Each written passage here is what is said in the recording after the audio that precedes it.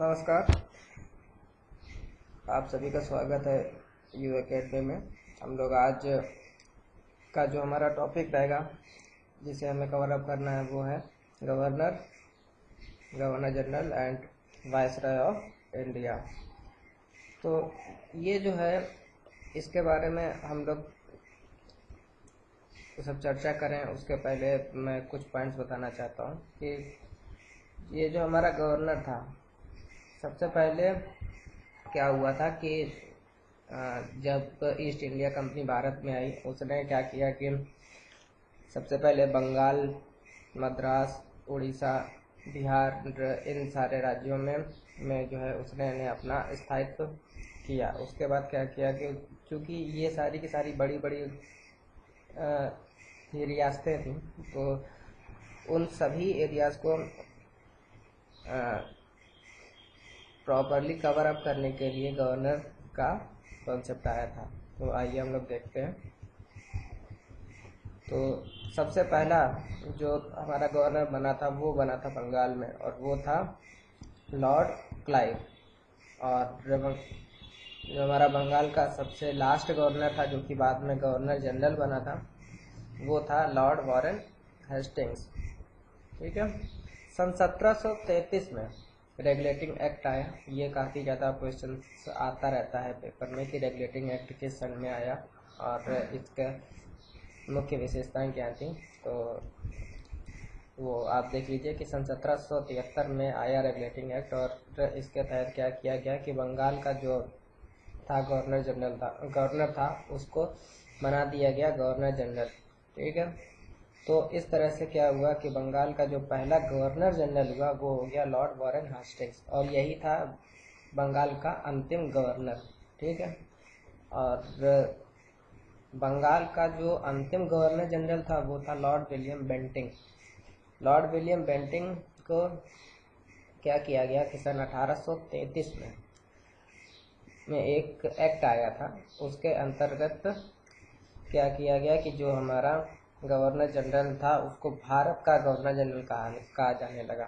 तो दो चीज़ें याद करने वाली हैं कि सन 1773 में हमारे पास आया रेगुलेटिंग एक्ट, तो उसके तहत बंगाल का जो था गवर्नर वो बन गया बंगाल का गवर्नर जनरल। और सन 1833 में एक एक्ट आया, उसके तहत क्या हुआ कि जो बंगाल का गवर्नर जनरल था उसको पूरे भारत का गवर्नर जनरल बनाया गया। ठीक है। तो अभी तक हमने क्या क्या कवर अप किया कि जो हमारा बंगाल का पहला गवर्नर था वो था लॉर्ड क्लाइव, और बंगाल का अंतिम गवर्नर वो था लॉर्ड वॉरेन हेस्टिंग्स, और यही बना था बंगाल का पहला गवर्नर जनरल। ठीक है। और बंगाल का अंतिम गवर्नर जनरल बना लॉर्ड विलियम बेंटिंग, जो कि बन गया भारत का पहला गवर्नर जनरल सन 1833 में। तो भारत का पहला governor general lord William Bentinck, और भारत का अंतिम governor general lord William Canning था। लॉर्ड विलियम कैनिंग क्या किया गया कि अब ये आया 1856 में, फिर से एक एक्ट आया। 1857 की जो हमारी क्रांति हुई थी उसके जस्ट एक साल पहले एक एक्ट आया था 1856 में, और उस समय क्या किया गया कि जो हमारा भारत का था गवर्नर जनरल था उसका नाम बदल के उसको बना दिया गया भारत का वायसराय। ठीक है। तो इस तरह से भारत का पहला वायसराय कौन बन गया? वो बन गया लॉर्ड कैनिंग, जो कि भारत का अंतिम गवर्नर जनरल भी था। और भारत का अंतिम वायसराय जो कि हम सब जानते हैं वो था लॉर्ड माउंटबेटन। ठीक है। ये कुछ चीज़ें हैं जो कि आपको ध्यान में रखनी है। इसको देखिए, एक ये मैंने सब चार्ट बनाया है, इसके तहत आप इसको याद कर सकते हैं कि बंगाल का प्रथम गवर्नर कौन था? वो था लॉर्ड क्लाइव। और बंगाल का अंतिम गवर्नर जो कि बन गया बंगाल का प्रथम गवर्नर जनरल 1773 के रेगुलेटिंग एक्ट के तहत, वो था लॉर्ड वॉरेन हेस्टिंग्स। इसके बाद क्या हुआ कि बंगाल का अंतिम गवर्नर जनरल कौन बन गया? वो बन गया लॉर्ड विलियम बेंटिंग, और ये बन गया भारत का प्रथम गवर्नर जनरल सन 1833 के एक्ट के तहत। और भारत का अंतिम गवर्नर जनरल 1856 में आया, वो था लॉर्ड कैनिंग था। और तो ये जो था हमारा 1856 का जो एक्ट आया उसके तहत क्या हुआ कि जो भारत का था गवर्नर जनरल, उसको कहा जाने लगा भारत का वायसराय। और वो कौन था? लॉर्ड कैनिंग, 1856 ईस्वी से। और भारत का अंतिम वायसराय लॉर्ड माउंटबेटन था, जिसका कार्यकाल 1947-48 तक रहा। तो ये कुछ चीज़ें थी जो कि ध्यान में रखनी है। इसके बाद अब हम बात करते हैं कि कुछ प्रमुख गवर्नर और गवर्नर जनरल्स और वायसराय हुए हैं, जो कि अक्सर हम लोगों से भी सब मिलने चले आते हैं पेपर में, तो उसको भी हम देख लेते हैं। सबसे पहले बात करते हैं लॉर्ड क्लाइव की। तो लॉर्ड क्लाइव को भारत में अंग्रेजी सत्ता का संस्थापक माना गया है। संस्थापक इसलिए माना गया है क्योंकि यही था बंगाल का पहला गवर्नर, और इसी के ही शासनकाल में जो है अंग्रेजी सत्ता भारत में आई थी पूर्णतः। 1765 में इसने क्या किया था कि बंगाल में द्वैत शासन प्रणाली की स्थापना की थी। द्वैत शासन प्रणाली में इसने क्या किया था कि 1765 में इसने क्या किया कि ये आपकी हो गई थी दोहरी शासन प्रणाली थी, ठीक है। और इसे जो हमारे कोर्ट ऑफ डायरेक्टर थे उनके आदेश पर सन 1772 में, यानी कि 7 साल बाद वॉरेन हेस्टिंग्स ने समाप्त कर दिया था, ठीक है। और बंगाल के लिए जो है उपनायक दीवान मोहम्मद रजा खान को नियुक्त किया गया था, ठीक है। तो जो हमारा बंगाल के लिए क्या हुआ था कि उपनायक दीवान जो थे, उपनायक दीवान मतलब ये होता है कि जो भी वहाँ से पूरी दीवानी वसूली करेंगे वो थे हमारे मोहम्मद रजा खान। कहाँ के लिए? बंगाल के लिए। और बिहार के लिए क्या हो गया था कि मोहम्मद सिताब राय को नियुक्त किया गया था। ये दोनों क्या करते थे कि गवर्नर के स्थान पर ये लोग पूरी तरह से सारी दीवानी वसूल करते थे। एक करते थे भैया बंगाल में, और बंगाल में कौन थे? तो वो थे मोहम्मद रजा खान। और बिहार में कौन थे? तो वो थे मोहम्मद सिताब राय। लॉर्ड क्लाइव ने क्या किया कि इलाहाबाद की पहली संधि भी की 12 अगस्त सन 1765 में। और ये किसके साथ की थी? मुगल बादशाह थे शाह आलम द्वितीय। ये बहुत बार आया है, इसको आप ध्यान में रखिए कि इलाहाबाद की पहली संधि 12 अगस्त सन 1765 में मुगल बादशाह शाह आलम द्वितीय के साथ लॉर्ड क्लाइव ने की थी। और अंग्रेजों ने शाह आलम द्वितीय से ही क्या किया था कि बंगाल, बिहार और उड़ीसा की दीवानी प्राप्त की थी। तो अगर मान लिया ये क्वेश्चन आता है कि अंग्रेजों ने किसके द्वारा बंगाल, बिहार या उड़ीसा की दीवानी प्राप्त की, तो वो थे मुगल बादशाह शाह आलम द्वितीय। इसके बाद इलाहाबाद की दूसरी संधि आती है। दूसरी संधि कब हुई? वो हुई है पहली संधि के 4 दिन बाद, और वो हुई है 16 अगस्त सन 1765 में। और यह किसके साथ हुई है? ये हुई है अवध के नवाब शुजा-उद-दौला के साथ। तो ये तो वैसे काफ़ी सिंपल टॉपिक है, अगर हम इसको याद करना चाहें तो ये है हमारा इलाहाबाद की पहली संधि 12 अगस्त सन 1765 में शाह आलम द्वितीय के साथ हुई। और उसके 4 दिन बाद इलाहाबाद की दूसरी संधि हुई, वो हुई 16 अगस्त सन 1765 में। और किसके साथ? शुजा-उद-दौला, जो कि अवध के नवाब थे, ठीक है। तो ये हो गए लॉर्ड क्लाइव। लॉर्ड क्लाइव के बाद आए थे लॉर्ड वॉरेन हेस्टिंग्स। तो ये काफ़ी ज़्यादा फेमस थे। इन्होंने सबसे पहले ध्यान दिया था न्याय प्रणाली की ओर।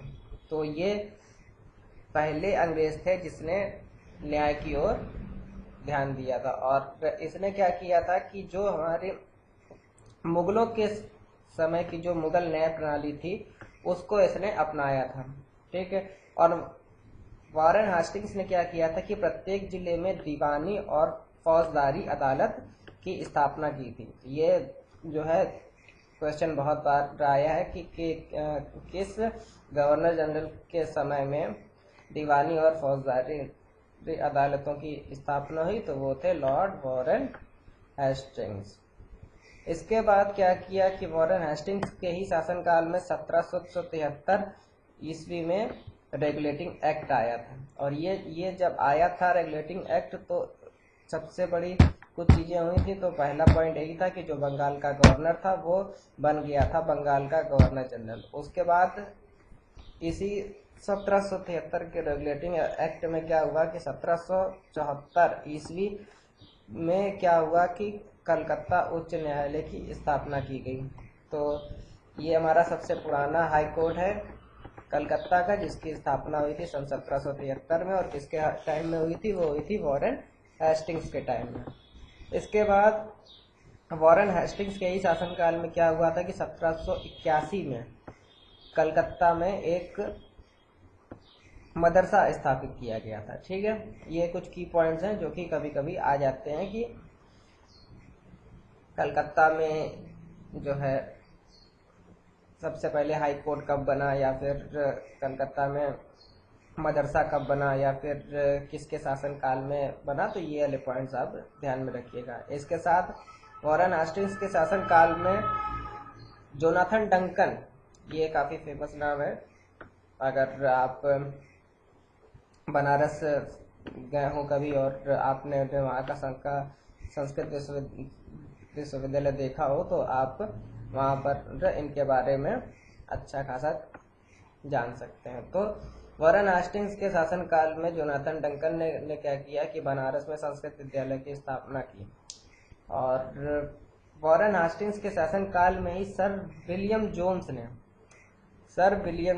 ने 1784 में क्या किया कि एशियाटिक सोसाइटी ऑफ बंगाल की स्थापना की। ये संस्था क्या थी कि जो भी हमारे सारा पूरा ये जो आपका एशिया का पार्ट था उसके अकॉर्डिंग ये वर्क करता था। और ये कहाँ वर्क करता था? ये वर्क करता था बंगाल में।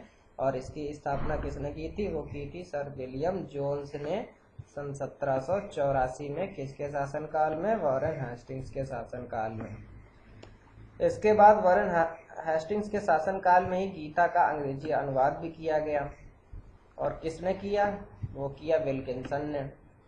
विल्किंसन, अब देखो इसको याद करने का तरीका, अगर आपने एक आपका ब्रांड होता है ब्लेड का या फिर रेजर का, वो होता है विल्किंसन। ठीक है, तो उसके अकॉर्डिंग आप इसको याद कर सकते हैं। ठीक है, गीता का अंग्रेजी अनुवाद किसने किया है? वो किया है विल्किंसन। या फिर जो हमारा न्यूजीलैंड का एक खिलाड़ी है विलियमसन, उसके अकॉर्डिंग भी आप याद कर सकते हैं कि वो यार जब भी भारत में आता है तो वो बहुत अच्छे रन बनाता है। तो जो है एक है मित्र गीता जो कि उनको बहुत ज़्यादा उनकी तारीफ करती हैं। और किस भाषा में करती हैं? अंग्रेजी भाषा में करती हैं। तो उससे आप याद कर सकते हैं कि विल्किंसन ने गीता का अंग्रेजी अनुवाद किया। किसके शासनकाल में? वॉरेन हेस्टिंग्स के शासनकाल में।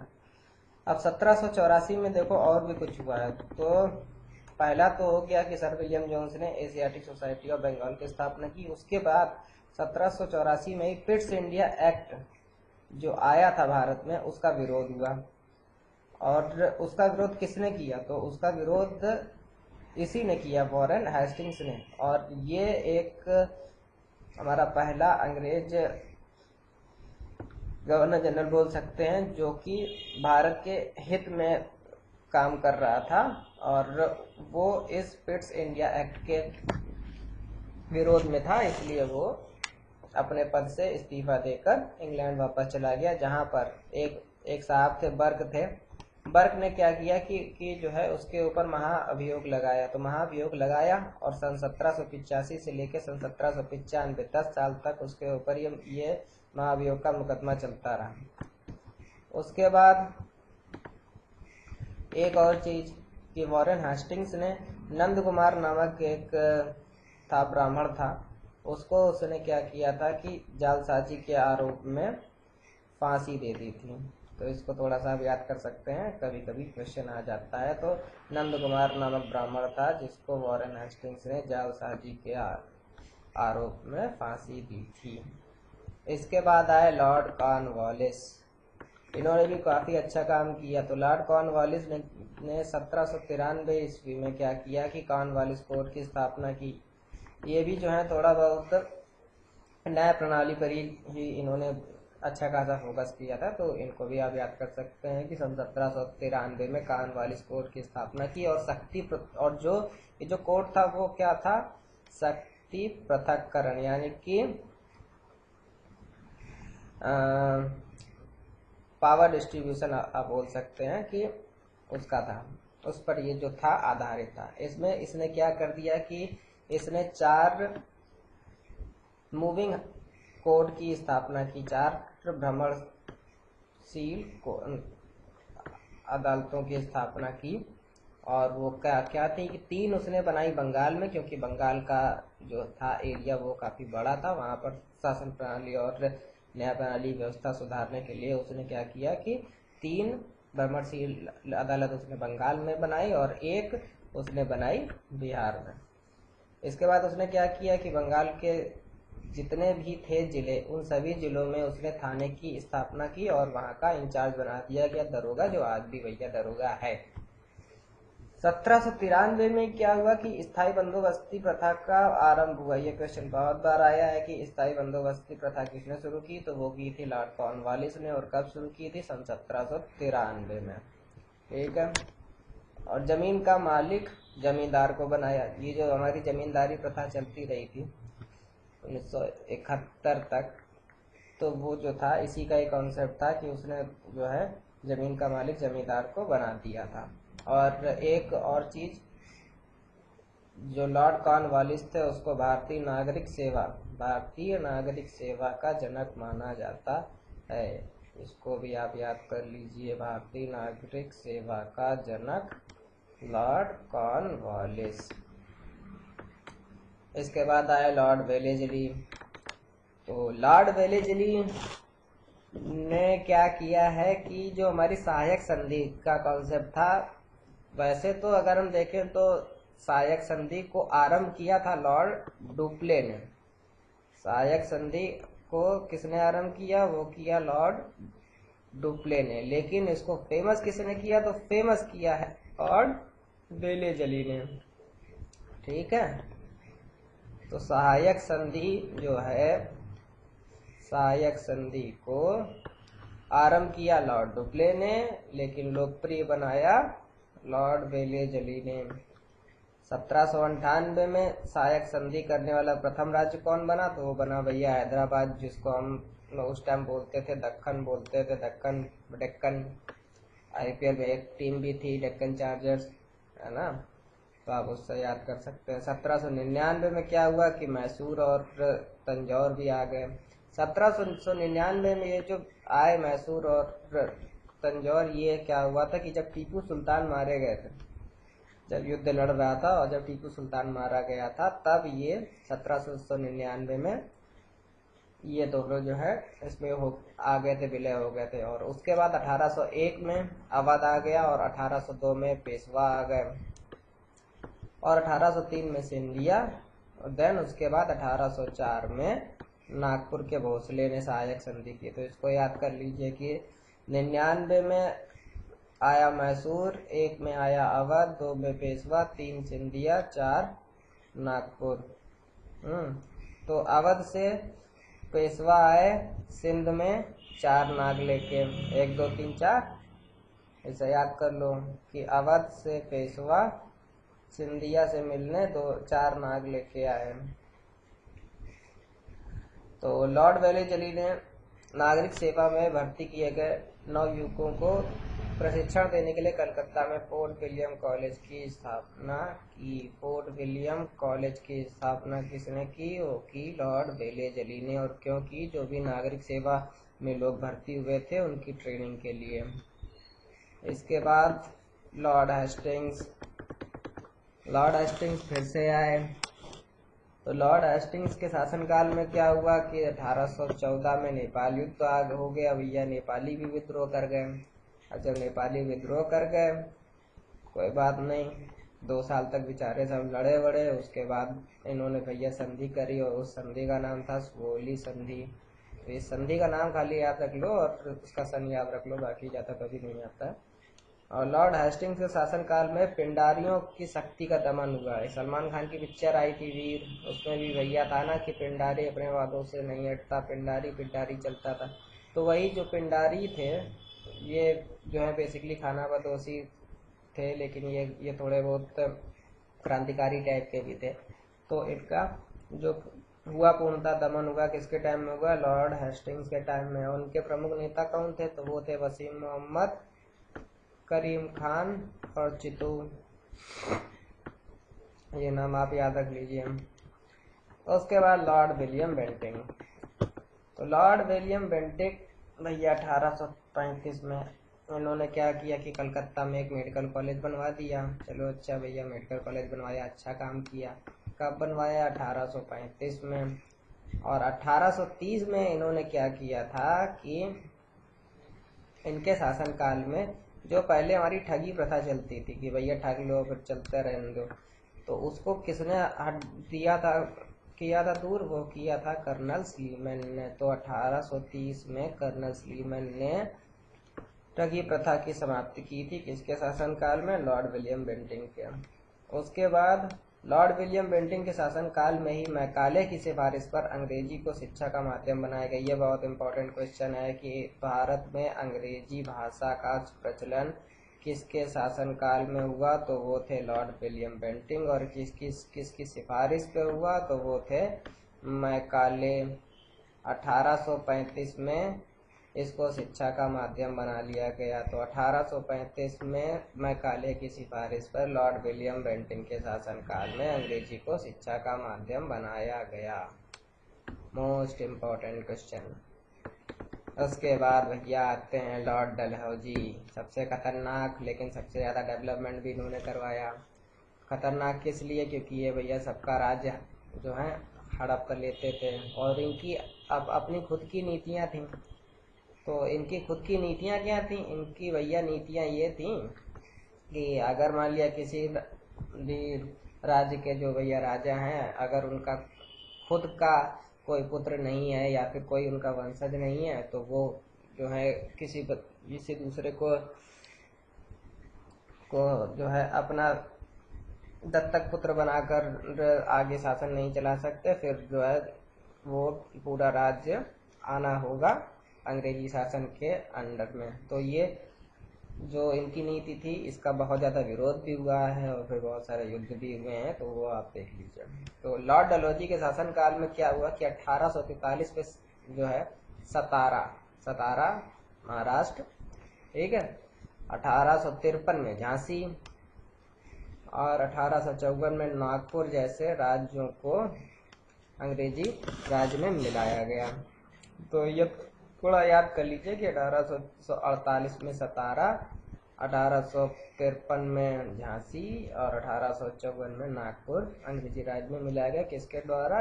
लॉर्ड डलहौजी के द्वारा। और लॉर्ड डलहौजी के शासनकाल में 1856 में अवध को कुशासन के आधार पर अंग्रेजी राज्य में मिलाया गया। ये बहुत ज़्यादा बार पूछा गया है कि ऐसा कौन सा अरब सा पहला राज्य था जिसको कुशासन के आधार पर अंग्रेजी हुकूमत में विलय किया गया था? तो वो था अवध। अब किसके शासनकाल में? लॉर्ड डलहौजी के शासनकाल में। और इन्होंने क्या किया? इन्होंने सार्वजनिक निर्माण विभाग की स्थापना कर दी। अच्छी बात है भैया, निर्माण होना चाहिए। 1853 में इन्होंने बम्बई से ठाणे के लिए रेल चला दी। तो भारत पे रेलगाड़ी किसने सबसे पहले चलाई? तो वो चलाई लॉर्ड डलहौजी ने। और तार सेवा देखो आरंभ करी, जो हम लोग डाक वाला जो काम होता है ना, टेलीग्राम वाला, वो भी जो है इनके ही शासनकाल में हुई। लेकिन वो किसके नेतृत्व में हुई? तो वो हुई थी ओ सेंगनेसी के नेतृत्व में। ये नाम याद कर लो, वैसे तो याद नहीं होगा जल्दी, लेकिन ओ सेंगनेसी सेंगनेसी के नेतृत्व में तार सेवा आरंभ हुई। और ये कहाँ से कहाँ तक चली थी? तो ये चली थी भैया कलकत्ता से आगरा तक। इसको याद करने का भैया सिंपल सा फंडा है कि जो है कलकत्ता के बाबू मोजाय ने आगरा के ताजमहल को तार लिखा। 1853 में ही नागरिक सेवा में भर्ती हेतु प्रतियोगी परीक्षा प्रारंभ हुई है। भैया जो हम लोग प्रतियोगी परीक्षा अभी भी देते रहते हैं, कंपटीशन करते रहते हैं, तो उनका सारा दारोमदार जो है लॉर्ड डलहौजी के ही कंधों पे है 1853 से। लॉर्ड डलहौजी के शासनकाल में 1854 में क्या हुआ कि वुड डिस्पैच एक्ट पारित किया गया। तो वुड डिस्पैच एक्ट जब पारित हुआ तो उसका फलस्वरूप क्या हुआ कि बम्बई, मद्रास और कलकत्ता में विश्वविद्यालय बनाए गए।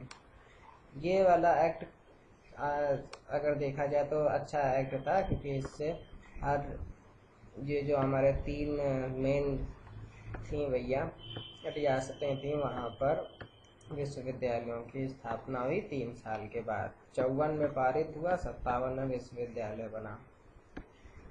फिर आते हैं लॉर्ड कैनिंग।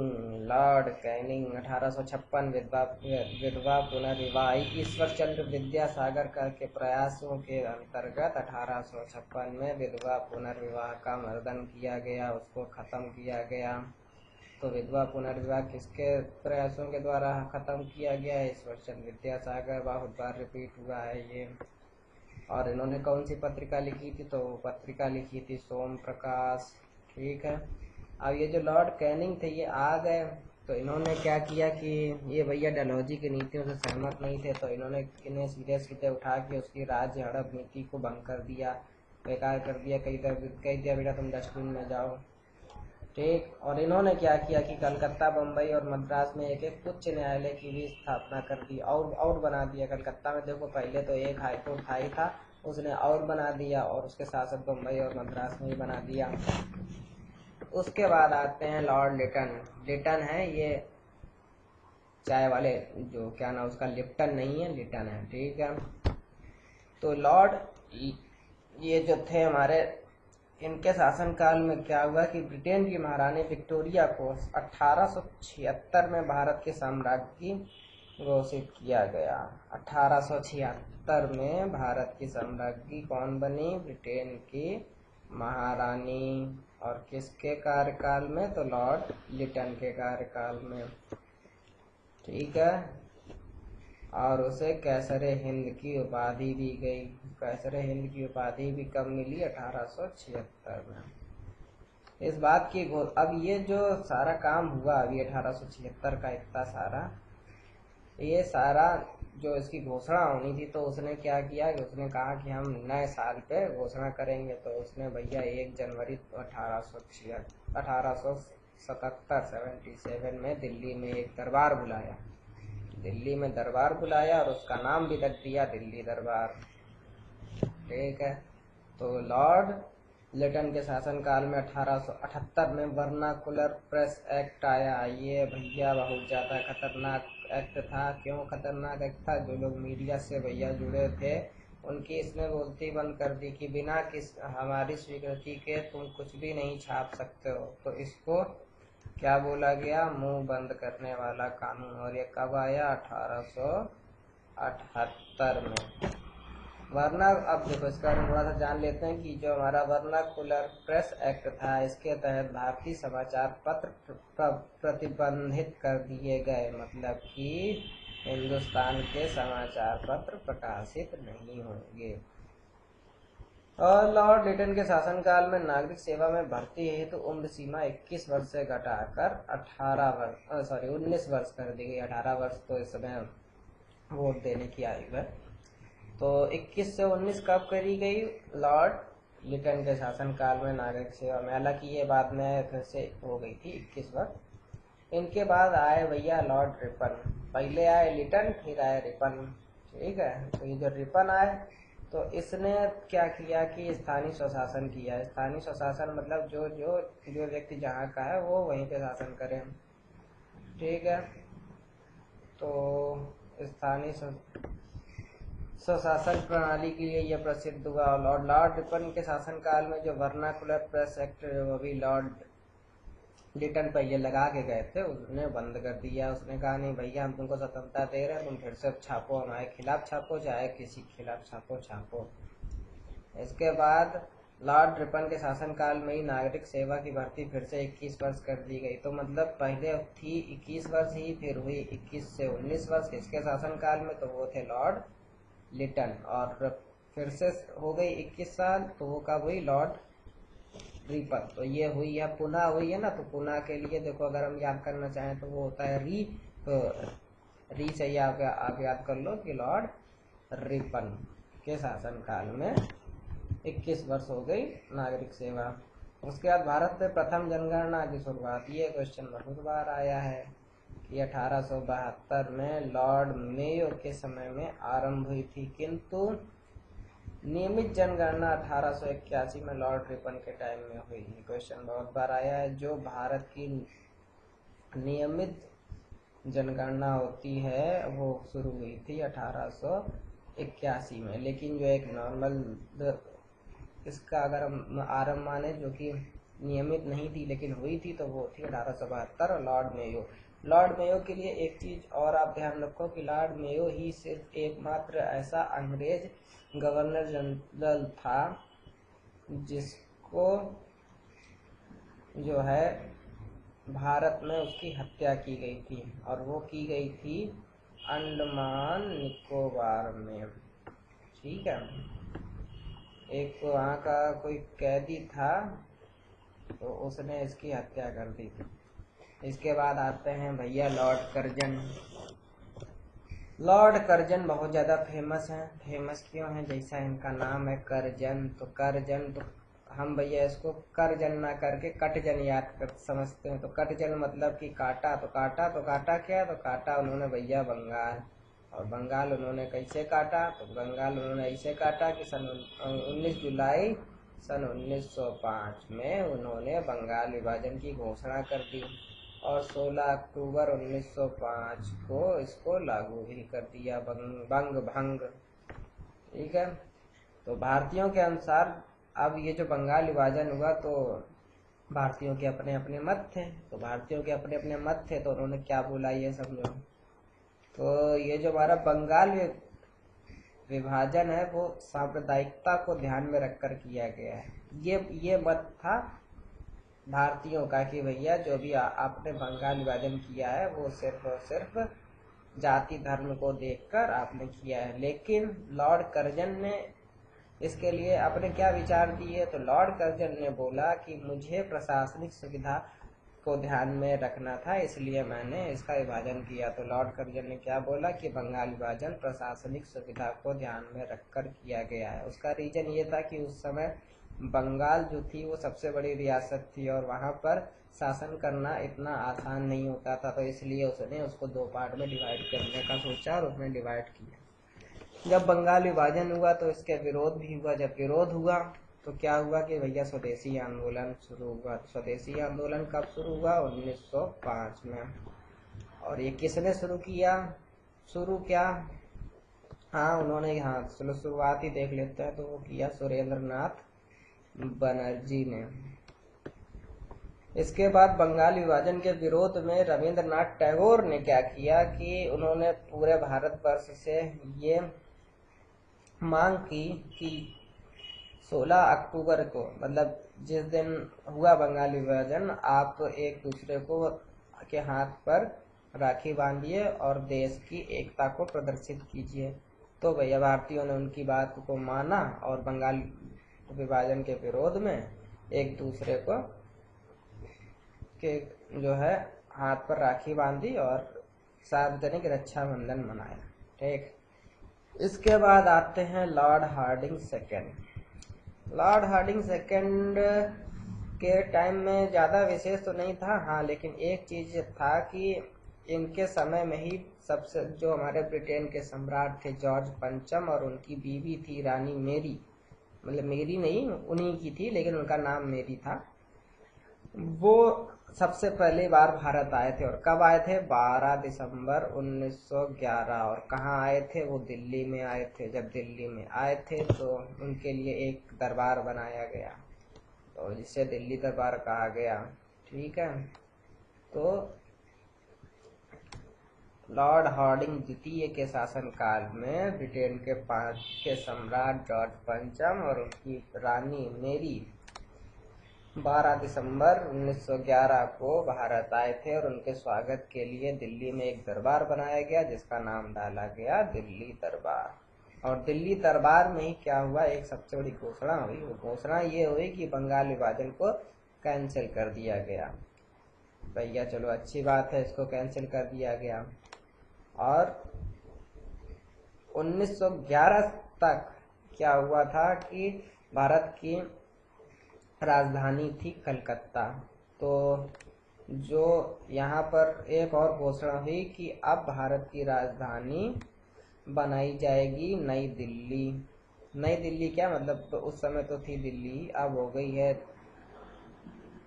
नई दिल्ली, ठीक है। तो घोषणा हो गई कि अब भारत की राजधानी दिल्ली होगी। तो 1912 में दिल्ली को जो है वो बन गई विधिवत रूप से भारत की राजधानी। ये क्वेश्चन अगर आ जाए कि भारत की दिल्ली को विधिवत रूप से भारत की राजधानी का दर्जा कब मिला, तो वो मिला 1912 में। फिर बहुत सारे आए भैया वायसराय, वो भी निकल गए, लेकिन सबसे लास्ट वाला वायसराय जो कि बहुत इम्पोर्टेंट है, लॉर्ड माउंटबेटन, क्योंकि इसी के ही टाइम में हमें जो है स्वतंत्रता मिली है, तो इसको समझना ज़्यादा जरूरी है। तो 20 फरवरी सन 1947 जब हमारा द्वितीय विश्व युद्ध हो गया था, समाप्त हो चुका था, भैया ब्रिटेन में भी सरकारें बदल रही थी, वो भी अपना सब कुछ देख रहा था। तब वहाँ के जो प्रधानमंत्री थे वो थे मिस्टर क्लीमेंट एटली। तो क्लीमेंट एटली ने क्या किया कि उन्होंने एक घोषणा करी कि जून 1948 से पहले भारत को स्वतंत्र कर दिया जाए। ये उन्होंने घोषणा करी, कब करी, 20 फरवरी 1947 को। अब 24 मार्च 1947 को लॉर्ड माउंटेन को क्या किया गया, भारत भेजा गया, भारत का वायसराय बना के, और उसको एक ही काम दिया गया कि भैया जो भी तुम्हारा है हिंदुस्तान में सारा काम वो सब अपना समेट लो, और वहाँ की पूरी सत्ता भारतीयों को के हाथ में दे के तुम वापस आ जाओ। तो ये कब आया, ये आया 24 मार्च 1947 को। अब लॉर्ड माउंटबेटन ने 3 जून सन 1947 को एक योजना प्रस्तुत की, जिसे 3 जून योजना या माउंटबेटन योजना कहते हैं। माउंटबेटन योजना के अंतर्गत क्या था कि भारतीय स्वतंत्रता अधिनियम बनाया गया। अब भारतीय स्वतंत्रता अधिनियम बनाया तो गया, और ये जो बना इसको क्या किया गया कि भैया 4 जुलाई 1947 को जो हमारी ब्रिटेन की पार्लियामेंट थी उसमें प्रस्तुत किया गया, और ये 14 दिन बाद पारित हो गया। तो 4 जुलाई को ये हुआ, प्रस्तुत हुआ, क्या प्रस्तुत हुआ, भारतीय स्वतंत्रता अधिनियम, और कहाँ हुआ, ब्रिटेन की पार्लियामेंट में, और 14 दिन बाद 18 जुलाई 1947 को ये पारित हो गया। इसके बाद भारतीय स्वतंत्रता अधिनियम जब पारित हो गया तो भारतीयों को स्वतंत्रता का हस्तांतरण कर दिया गया, और इस अधिनियम के तहत भारत को आज़ादी मिली थी और पाकिस्तान नामक नए देश का निर्माण हुआ था। क्यों हुआ था, क्योंकि उस समय टकराव हो गया था मोहम्मद अली जिन्ना और जवाहरलाल नेहरू के लिए, क्योंकि मोहम्मद अली जिन्ना काफ़ी ज़्यादा समय से अपने लिए एक पृथक देश की मांग कर रहे थे, और वो चाह रहे थे कि मुस्लिमों को जो है अलग राज्य मिले, ठीक है। तो पाकिस्तान एक हमारा नया पड़ोसी बन गया, हमसे ही निकला है, ठीक है। और उसके बाद एक चीज़ आप ध्यान रख लीजिए, हालांकि कि कभी कभी आ जाता है, तो पाकिस्तान का प्रथम गवर्नर जनरल, इसको ये चीज़ आप ध्यान रखिएगा कि प्रथम गवर्नर जनरल मोहम्मद अली जिन्ना स्वयं थे। उन्होंने कहा भैया आप हम ही बनेंगे, तो बन गए भैया। और पहले प्रधानमंत्री कौन बने, तो वो बने लियाकत अली पाकिस्तान के। और भारत के पहले एवं अंतिम भारतीय गवर्नर जनरल वो बने चक्रवर्ती राजगोपालाचारी। ये क्वेश्चन बहुत बार रिपीट हुआ है, इसको देख लीजिए। अब जो लॉर्ड माउंटबेटन है उन्होंने क्या बोला, उन्होंने जो महात्मा गांधी थे उनको बोला वन मैन बाउंड्री फोर्स, ठीक है। और महात्मा गांधी ने क्या बोला था, ये जो भारत का विभाजन हो रहा था पाकिस्तान के साथ, तो उन्होंने ये बोला था कि भारत का विभाजन हमारी लाश पर होगा, पर बाद में उन्होंने भी अपना मौन धारण कर लिया, ठीक है। तो ये थे कुछ फेमस भारत के गवर्नर प्लस गवर्नर जनरल और वायसराय, ठीक है। तो आप इसको देखिए। इसको पढ़िए। आपको कहीं भी यदि इसमें कोई समस्या आती है तो आप मुझको कमेंट कीजिए, और अगर आपको भी पसंद आ रही मेरा चैनल है आप उसको सब्सक्राइब कीजिए, वीडियो को शेयर कीजिए। और अगर आपको कोई भी हमारे लिए क्वेरी है या फिर आप मुझे कुछ सुझाव देना चाहते हैं तो ये मेरा फेसबुक का लिंक है UAcademy22, आप मुझे यहाँ पर कांटेक्ट कर सकते हैं। ठीक है, okay, have a nice day.